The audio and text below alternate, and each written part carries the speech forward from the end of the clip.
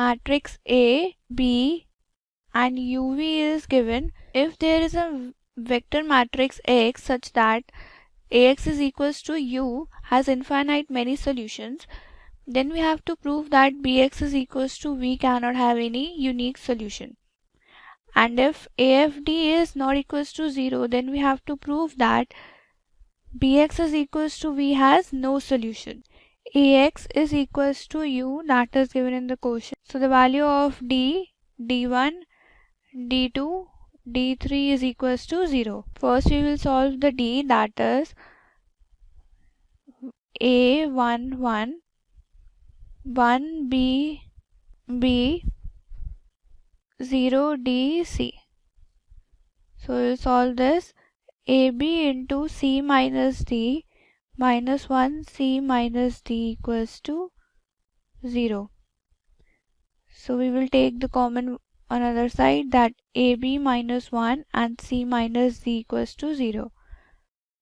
So we can write it as AB equals to 1 and C equals to D.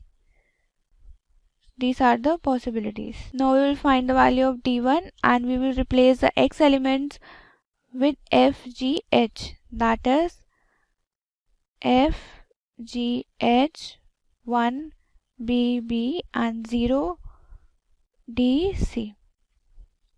So FP into C minus D minus 1 GC minus HD, that is equals to 0. So we can write it as that FP C minus D is equals to GC minus HD. Now we will solve D2, that is A11. Now we will replace the Y elements by FGH, FGH, 0 DC. That is A into GC minus HD minus FC minus D equals to 0. So GC minus HC is equals to FC minus D upon A. For D3, A11 1BB and FGH. That is AB into H minus G minus 1 H minus G, that is equals to 0. So AB minus 1 into H minus G is equals to 0. So the value of AB is 1 and H is equals to. So let's say we will take case 1 where CD is equal and AB is not equals to 1. So if we put this value, then D3 is 0, where H is equals to G and C equals to D. Now in the question it is given that Bx is equals to V. So the determinant of B is A 0 F 1 DG and 1 C. So in determinant B the columns are identical, and if they are identical that means the determinant is equals to 0. So the value of determinant B is 0. Now we'll find the value of B1 determinant, that is A square 0 0. This is the value of V. We will replace the X elements by V. 1 DG and 1 CH, that is A square DH minus CG, that is equals to 0. So determinant B2 is, now we will replace the Y elements. So A 0F, A square 0 0 and 1 CH, that is minus A square of FC. B3 determinant is A 0F 1 DG and A square 0 0, that is minus A square of F, that is not equals to 0. Now in the question we have to prove that Bx equals to V has no solution, and for no solution we can say that determinant B, that is equals to determinant of B1 is equals to 0. So either B2 equals to B3 is non-zero, that is 0. B2 that equals to B3 is non-zero. So we can say that AFD is not equals to 0. Then there is a no solution. And this is what we have to prove. Hello friends, हमारा जो question है उसमें बोला गया है कि lambda और alpha ये अगर रियल हैं तो हमसे पूछा गया है कि लैम्डा की सारी वो वैल्यू बताओ जिससे इस सिस्टम ऑफ लीनियर इक्वेशन के ट्राइवियल सोल्यूशन हो। ट्राइवियल सोल्यूशन का कंडीशन क्या होता है पता है किसी भी सिस्टम ऑफ लीनियर इक्वेशन का? वो होता है कि इनसे ये जो बना है ना तीनों तीनों, इनसे जो बनने वाला कोएफिशिएंट मैट्रिक्स है उसका डिटर्मिनेंट होना चाहिए 0। कोएफिशिएंट मैट्रिक्स कैसे बनेगा? देखो अपना इक्वेशन क्या गिवन है, लैम्डा गिवन है, lambda x plus sine alpha y given है और प्लस में कॉस अल्फा जेड गिवन है, ठीक है, और इज इक्वल टू 0। और सेकंड क्या गिवन है, एक्स और प्लस में कॉस अल्फा वाई गिवन है और प्लस में साइन अल्फा जेड गिवन है, ठीक है, और ये इक्वल होगा 0 के। और थर्ड में क्या गिवन है, माइनस एक्स और प्लस में साइन अल्फा वाई गिवन है और माइनस में कॉस अल्फा और ये जेड गिवन है, ठीक है, और इक्वल टू 0। तो देखो इनसे जो कोएफिशिएंट मैट्रिक्स बनेगा इसका मतलब कि कुछ इस तरह से बनेगा। देखो कोएफिशिएंट मैट्रिक्स किधर मैं लिखूं, नीचे लिख देता हूँ। तो चलो एक पहले डिटर्मिनेंट ही बना देते हैं डायरेक्ट, ठीक है। तो ये अपना हो गया डिटर्मिनेंट का फर्स्ट। ये देखो कोएफिशिएंट मैट्रिक्स बनाना है, सारा का सारा कोएफिशिएंट पहले नीचे ऐसे लिख लो। लैम्डा है, लैम्डा लिखो, यहाँ 1 है तो यहाँ पर 1 लिखो, यहाँ पर -1 है -1 लिखो, यहाँ पर साइन अल्फा है साइन अल्फा लिखो, कॉस अल्फा है कॉस अल्फा लिखो, साइन अल्फा है और साइन अल्फा लिखो। तो यहाँ पर अपना कॉस अल्फा साइन अल्फा और माइनस में कॉस अल्फा आ जाएगा, है कि नहीं। तो ये अपना डिटर्मिनेंट होगा और इस डिटर्मिनेंट की वैल्यू हमारी क्या होनी चाहिए, 0 होनी चाहिए for trivial solution, trivial solution, ठीक है। तो चलो इसका मैं डिटर्मिनेंट क्या करता हूँ, 0 करता हूँ। तो देखो डिटर्मिनेंट क्या होता है, ये अपना प्लस से शुरू होता है, ये माइनस होता है और ये प्लस होता है। तो क्या करता हूँ मैं, लैम्डा टाइम्स हो जाएगा, ये लैम्डा टाइम्स क्या, ये कॉलम हटा ये रो हटा, इन दोनों का मल्टीप्लिकेशन क्या आएगा, माइनस में कॉस स्क्वायर अल्फा और इन दोनों का मल्टीप्लिकेशन माइनस में, मतलब माइनस ऑफ इन दोनों का मल्टीप्लिकेशन साइन स्क्वायर अल्फा, ठीक है, और यहाँ पर माइनस साइन है तो माइनस साइन अल्फा। अब देखो ये कॉलम हटेगा ये रो हटेगा तो ये कॉस अल्फा का इसमें मल्टीप्लिकेशन होगा माइनस में कॉस अल्फा का 1 में, मतलब ये हो जाएगा माइनस में कॉस अल्फा और इसका मल्टीप्लिकेशन होगा माइनस माइनस लगा कर, तो ये देखो माइनस और ये प्लस माइनस हो जाएगा और माइनस माइनस प्लस पहले ही से हो जाएगा, ठीक है। तो मतलब ये अपना साइन अल्फा हो जाएगा, साइन अल्फा, ठीक है। अब यह कॉस अल्फा वाला चलो, तो अपना कॉस अल्फा, देखो ये कॉलम हटेगा ये रो हटेगा, इन दोनों का मल्टीप्लिकेशन कितना आएगा, साइन अल्फा आएगा और माइनस में इन दोनों का मल्टीप्लिकेशन माइनस माइनस प्लस हो जाएगा और कॉस अल्फा आएगा, ठीक है। चलो तो यहाँ से आगे मैं लिख सकता और इसकी वैल्यू होनी चाहिए 0 के इक्वल, ठीक। तो मैं लिख सकता हूँ, देखो इसको अगर मैं माइनस कॉमन करता तो ये क्या बनेगा, cos square alpha plus sine square alpha.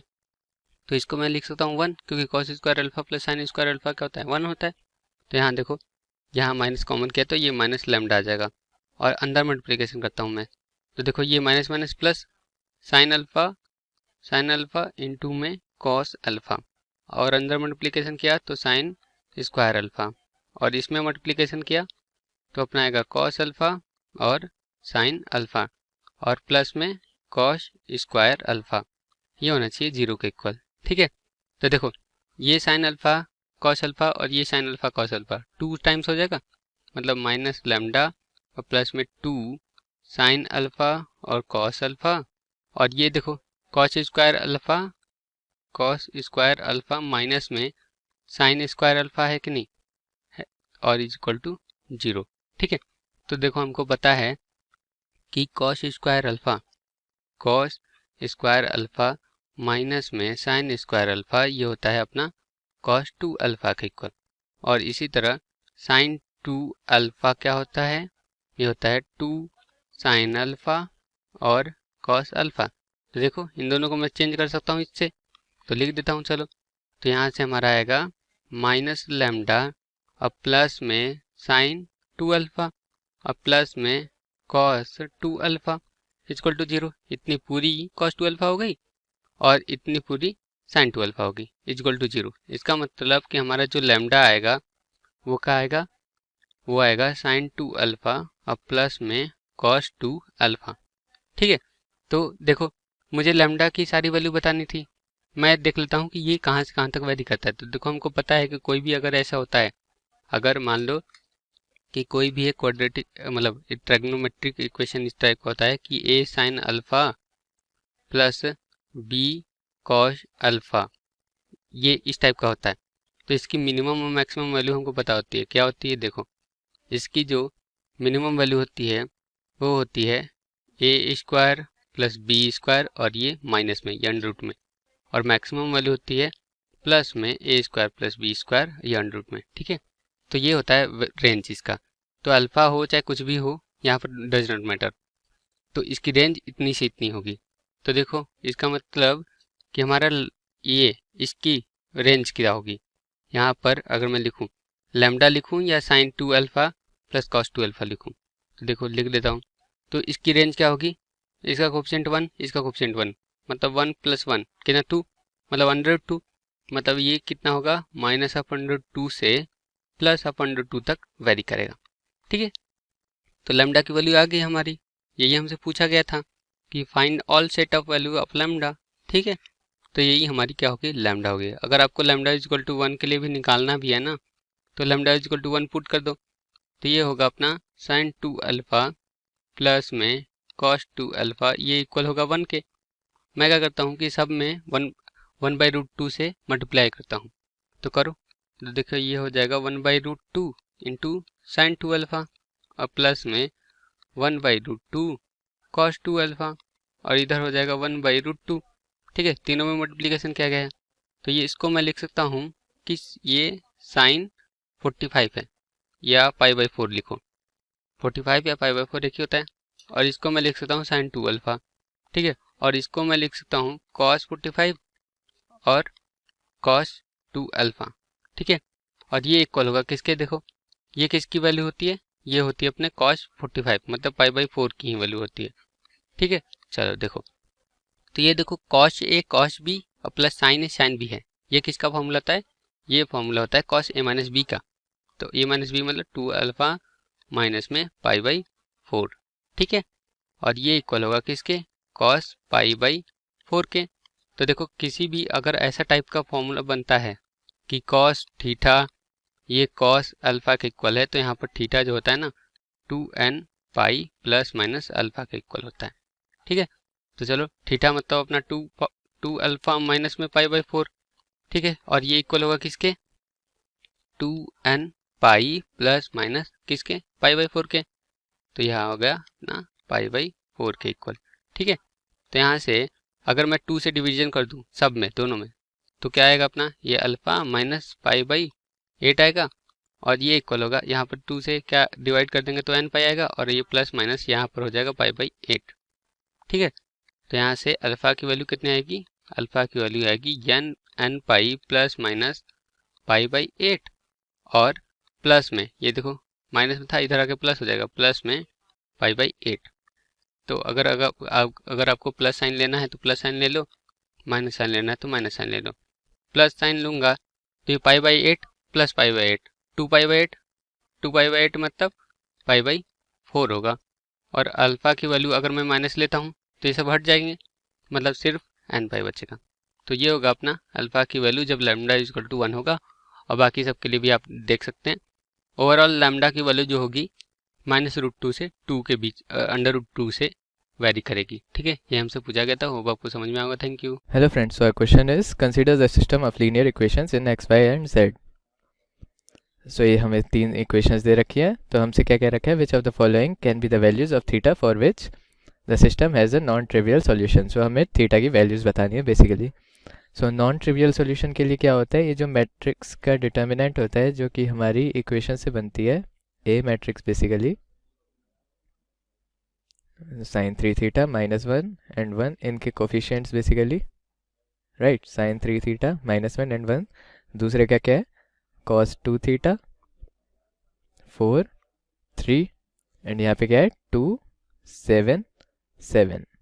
Okay, इसका डिटर्मिनेंट क्या होता है, 0 होता है। ओके, ये जो हमारी ए मैट्रिक्स है इसका determinant for non trivial solutions, जो कि हमें क्वेश्चन में दे रखा है, राइट। सो अब हम इसका सिंपली डिटर्मिनेंट निकाल देते हैं। तो साइन 3 थीटा इंटू 4 इंटू 7 क्या होगा 28, माइनस 3 इंटू 7 क्या होगा 21, माइनस कॉस 2 थीटा, यहाँ पे क्या होगा -1 into 7 that is -7, minus 1 into 7 that is also 7, so -7 और फिर क्या आएगा +2 into -1 into 3 that is -3 and -1 into 4 into equal to -4। Okay, so this should be equal to 0। सो ये कितना आ गया 7 sine 3 theta plus 14 cos 2 theta minus 3 and 4 7 into 2 14 should be equal to 0, right. 7 common ले लेते हैं, तो sine 3 theta plus 2 cos 2 theta minus 2 is equal to 0। Okay, so अब जो ये हमारी, हम इसको साइन की फॉर्म में लिख लेते हैं। तो साइन 3 थीटा क्या होता है 3 sine theta minus 4 sine cube theta plus 2 times ये cos 2 थीटा क्या होता है 1 minus 2 sine square theta minus 2 is equal to 0। Okay, so 3 sine theta minus 4 sine cube theta plus 2 minus 4 sine square theta minus 2 is equal to 0। So 2 से 2 cancel. सो ये equation क्या आ गई हमारी, इसको राइट साइड लेके जाएंगे सारे को। So 4 sine cube theta plus 4 sine square theta minus 3 sine theta is equal to 0। So अब हम साइन थीटा कॉमन ले लेते हैं, तो ये क्या हो गया 4 sine square theta plus 4 sine theta minus 3 is equal to 0। Okay, अब हम इसके फैक्टर्स बना लेते हैं, राइट। सो ये क्या होता है 4 3 ज़ा 12, राइट। सो इसके कैसे फैक्टर्स बन सकते हैं 6 and 2, बिकॉज ये क्या है -3 है, राइट। सो हम ये क्या बना देंगे 4 sine square theta minus 2 sine theta plus 6 sine theta minus 3 is equal to 0, right. इसको हमने +4 को किस में ब्रेक कर दिया +6 -2। ओके, सो अब फैक्टर्स बना लेते हैं साइन थीटा इंटू, यहाँ से क्या कॉमन ले लेंगे 2 साइन थीटा, सो 2 साइन थीटा, तो यहाँ क्या बचा 2 साइन थीटा -1 प्लस यहाँ से क्या कॉमन ले लेंगे हम 3, तो यहाँ क्या आ गया 2 sine theta -1, okay, is equal to 0। So sine theta into 2 sine theta plus 3 into 2 sine theta -1 is equal to 0, right. ये हमने 3 फैक्टर्स बना लिए इस इक्वेशन के। ओके, सो यहाँ से हमारे पास क्या 3 वैल्यूज आ गई, एक आ गई साइन थीटा इक्वल टू 0, एक क्या आ गई 2 sine theta plus 3 equal to 0, and एक क्या आ गई 2 sine theta -1 equal to 0। Okay, so यहाँ से हमारे पास क्या आ जाएगा theta is n pi, right, because 0 pi 2 pi इन सारी वैल्यूज पे साइन थीटा क्या होता है 0। यहाँ से हमारे पास क्या आ गया साइन थीटा इक्वल टू -3/2। अब हमें क्या पता है साइन थीटा की रेंज क्या होती है -1 to 1, अरे -3/2 क्या है, ये -1 से भी छोटा है, सो ये साइन थीटा की रेंज में ही नहीं है, तो ये क्या हो गया गलत हो गया। ओके, एंड यहाँ से हमारे पास क्या आ गया sign theta is 1/2। Okay, so यहाँ से हमारे पास क्या सॉल्यूशन आ गए, ये क्या होता है बेसिकली 1/2 साइन पाई/6। सो थीटा की क्या वैल्यूज आ गई n pi plus -1 to the power n into pi by 6, right. ये वैल्यूज आ गई थीटा की। ओके, सो बेसिकली हमारे पास थीटा की दो वैल्यूज आ गई, theta is n pi and theta is n pi plus -1 to the power n pi by 6। और इस इक्वेशन के हमारे पास कोई सॉल्यूशन नहीं आया, तो ये दो ही हमारे करेक्ट सॉल्यूशंस हैं। So this is it guys, thanks for watching, hope you like the video. चलिए देख लेते हैं हमारा क्वेश्चन क्या कहता है। For what value of k does the following system of the equation possess a non trivial solutions over the set of the rationals x plus y minus 2z equal to 0, 2x minus 3y plus z equal to 0 and x minus 5y plus 4z equal to k. Find all the solutions. हमें क्या करना है, हमें k की value निकालनी है और मेरी तीन इक्वेशंस दे रखी है। तो सबसे पहले हम देख लेते हैं जो मेरी तीन इक्वेशन दे रखी है वो क्या क्या दे रखी है। तो x प्लस वाई यहाँ कितना दे रखा है, माइनस कितना 2z इक्वल टू कितना 0। ये मेरी क्या होगी, इक्वेशन फर्स्ट हो गई। ऐसे में यहाँ पर लिख सकते हो सेकंड इक्वेशन के रखी है 2x माइनस 3y प्लस कितना आ गया 2 इक्वल टू कितना 0। ये क्या होगी मेरी इक्वेशन सेकंड हो गई। तो ये क्या दे रखा है, मेरा z दे रखा है।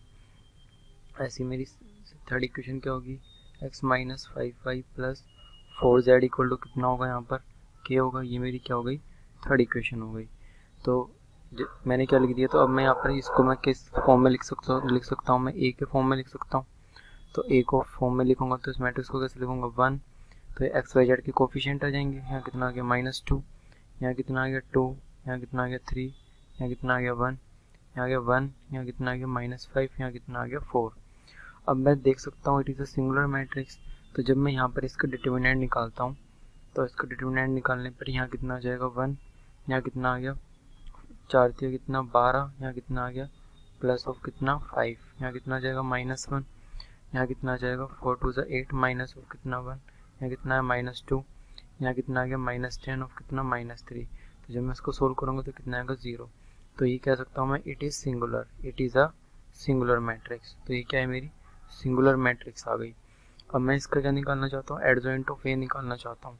तो जब मैं इसका एडजॉइंट ऑफ ए निकालूंगा तो एडजॉइंट ऑफ ए निकालने पर यहाँ पर इसका कितना आ जाएगा, तो कैसे निकालूंगा मैं यहाँ पर, तो कितना आ जाएगा इसका -7, इसका एडजॉइंट कितना आ जाएगा 6, यहाँ कितना आ गया -5, इसका कितना आ जाएगा -7, इसका कितना आ जाएगा 6, इसका कितना आ गया -5, इसका कितना आ जाएगा -7, यहाँ कितना आ गया 6 और कितना यहाँ -5। हमने क्या कर दिया, इसका एडजॉइंट ऑफ ए निकाल दिया। अब हम जानते हैं कि मैं यहाँ पर ये कह सकता हूँ कि सिंस मैं यहाँ पर ये कह सकता हूँ कि adjoint of A dot of कितना हो बी इक्वल टू 0।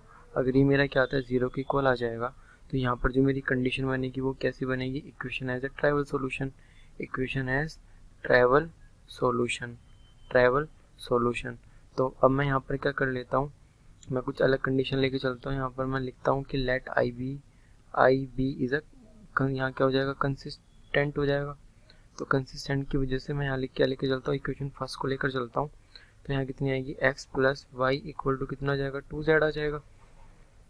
और सेकंड इक्वेशन मेरी कितनी होगी यहाँ पर, वो होगी मेरी 2x plus 3y equal to कितना, यहाँ पर मैं इसको कितना लिख सकता हूँ, ये वाली वैल्यू कितनी होगी मेरी, यहाँ होगी, ये कितनी होगी -z।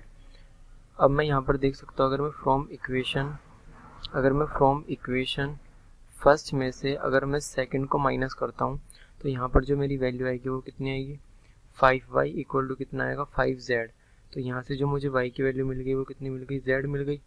तो x की वैल्यू भी मुझे सिमिलरली कैसी मिलेगी, z मिलेगी। तो मैं ये कह सकता हूँ यहाँ से, तो मुझे यहाँ से क्या मिल गया, तो k की वैल्यू यहाँ पर कितनी होगी, k की वैल्यू यहाँ पर कितनी होगी 0 होगी। तो फॉर कह सकता हूँ for k equal to 0 it has trivial solution. तो यही क्या था, इसका आंसर था। Thank you. हेलो फ्रेंड्स, हमें क्वेश्चन सोल्व करते हैं। Given that x is equal to C Y plus B z, y is equal to a z plus c x, z is equal to b x plus a y, where x y z are not equals to 0, then prove that A square plus B square plus C square plus 2ab is equal to 1। सो अब हम इसको solve करेंगे हमारी equation को। सो हमें क्या given है, x is equal to C Y plus B Z. So इसको कैसे ले सकते हैं, minus of x plus C of Y plus B of Z is equal to 0। तो ये हमारी इक्वेशन नंबर 1 हो जाएगी। इक्वेशन नंबर 2 क्या आएगी हमारे पास, C of X minus of Y plus A of Z is equal to 0। और इक्वेशन नंबर 3 हमारे पास क्या आ जाएगी, b of x plus A of y minus of Z is equal to 0। So अब हमें पता है हम क्या करते हैं, नॉन ट्राइवल सॉल्यूशंस के लिए हमारा जो डिटर्मिनेंट होता है, determinant must be equals to 0 होना चाहिए। सो हम लिख सकते हैं फॉर नॉन ट्राइवल सॉल्यूशंस